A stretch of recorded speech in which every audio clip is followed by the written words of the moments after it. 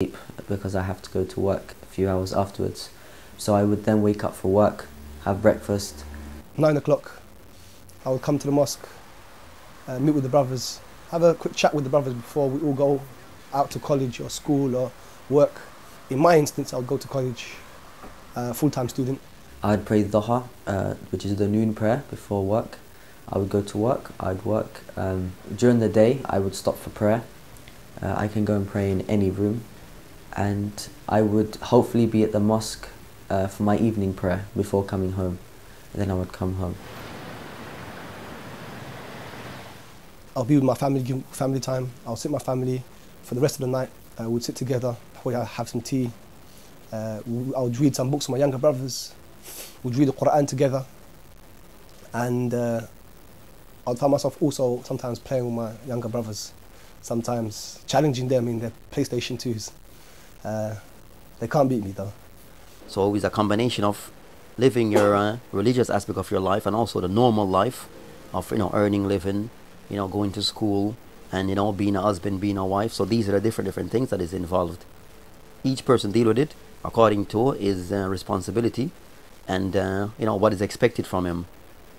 So you have those who may be teachers. They have to do their affairs at school. The person who's the imam, he has to be at the masjid at a certain time, deal with affairs that is related to the Muslim life. So each person deal with his case and accordingly, but with a general principle that each person who's a Muslim, even in his day-to-day life, must follow the principles and teaching of Islam. So if the person is a trader, then he's expected to trade in a certain manner. Certain things of being unjust, unfair in his trade, and these things are not expected. To deal with people in fairness, these things are expected, right? If the person is a student, then he goes to school, try to prepare himself, and also try to his best in trying to gain whatever knowledge that he's seeking, right? So different individual will function differently, but each is expected though to function within the parameters of Islam. In between the prayers, I get done what I need to get, like for example, if I need to do shopping or go out with my mum or take my wife somewhere, I would do this in between the prayers. I teach English as a foreign language. I have many students who are Brazilian, from Japan, from Colombia, many countries, and I teach them, and they're adults. They know that I'm a Muslim when I'm teaching a new class. I tell them my name's Rashid. The first problem is that they can't pronounce my name. They have a big problem pronouncing my name. And then this pushes them to ask questions. They ask me, am I Turkish, for example? Islam is a growing religion, and it's not just converts. Recent events have caused many lapsed Muslims to rethink their relationship with Islam, and there's been a resurgence in attendance at mosques. They're not being accepted by the non-Muslims here. Rather, they're being constrained. They feel they're being oppressed, so they're going to naturally look into who they are.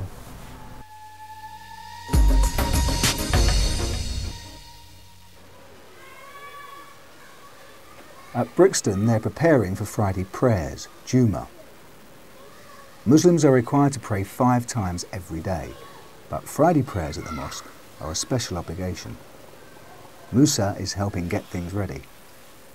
Jumma is very, very important, Friday, Friday is very, very important. So people do ask their employee or employer to allow them for this time. You see, just half an hour. We get about between 400 and 500 on a day because we have upstairs and downstairs are full up. Then we have the overspill outside. It's wall to wall, and that's why we have the overspill outside. I feel sorry for in the winter time in the overspill and it's raining and that. Wider congregation, we would include all those who adhere to the same ideology that we have, which includes people from Luton, Leicester, Birmingham, everywhere. And for example, when we have conferences, we'd have people come from all over. As Brixton prepares for Jumma, the congregation is also arriving at the Luton Mosque. The Call to Islam Centre attracts a wide cross-section of nationalities and cultures, plus British reverts or converts, though not such a high proportion as Brixton. Back in 1994, the mosque was established, but it wasn't the present mosque that we've got at the moment. It was just a room above a shop. And that went on for a number of years, about 5-6 years. Then back in the year 2000, we heard of the synagogue going for sale, and we put